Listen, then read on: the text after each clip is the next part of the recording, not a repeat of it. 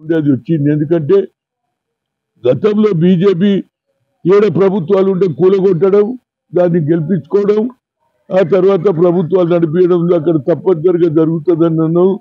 మా India alliance తోడు అక్కడ గెలవడం శుభసూచకం. కానీ అది అట్ ది సేమ్ టైం మహారాష్ట్రలో మొన్న జరిగినటువంటి పార్లమెంట్ ఎన్నికల్లో 48 సీట్లు ఉన్న పార్లమెంట్ లో 31 సీట్లు, మోర్ దాన్ 60% తోటి మేము గెలవడం జరిగింది. ఈ 9 నెలల్లో ఏం గొప్ప కార్యక్రమాలు చేసిందని నాకు అర్థం కాదు. గెలిచిందంటే కేవలం 50,000 crores స్పెండ్ చేసిండ్రు. వాళ్ళు ఏమంటున్నారంటే తెలంగాణ నుంచి కర్ణాటక నుంచి పోయినాయి డబ్బులు కాబట్టి అయినా డబ్బులకు వెళ్తే మీరు కూడా డబ్బులే ఇచ్చిండ్రు కదా పోయి. మాకంటే ఒక్కొక్క అభ్యర్థికి 50 కోట్లు ఇచ్చిండ్రు.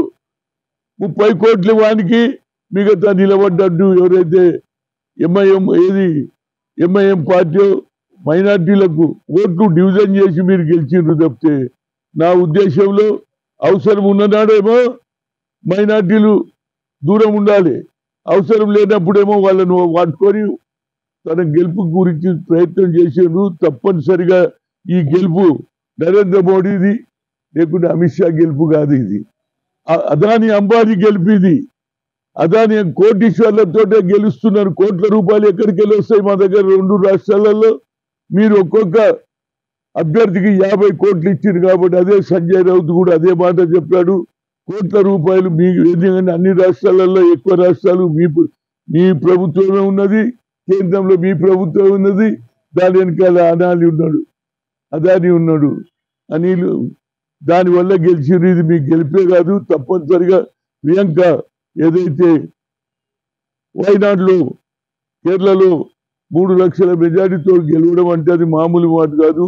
తప్పనిసరిగా ఆమె వచ్చే రోజులలో పార్లమెంట్ అక్క తమ్ముడు తప్పనిసరిగా కాంగ్రెస్ జెండా వచ్చే 5 ఏళ్లలో యావత్ భారతదేశంలో రాహుల్ గాంధీ గారి ఇది క్యాస్ట్ వైజ్ సెన్సస్ అనుకో, అదేవిధంగా ఇందిరాగాంధీ మనవరాలుగా బడుగు బలైన వర్గాలకు సాయం చేయడానికి ప్రయత్నం చేస్తుంది. కాబట్టి తప్పనిసరిగా మహిళలు అదేవిధంగా యువకులు కూడా తప్పనిసరిగా వచ్చే ఎన్నికల్లో కాంగ్రెస్ విజయం సాధిస్తుంది అనేది నా ఉద్దేశం.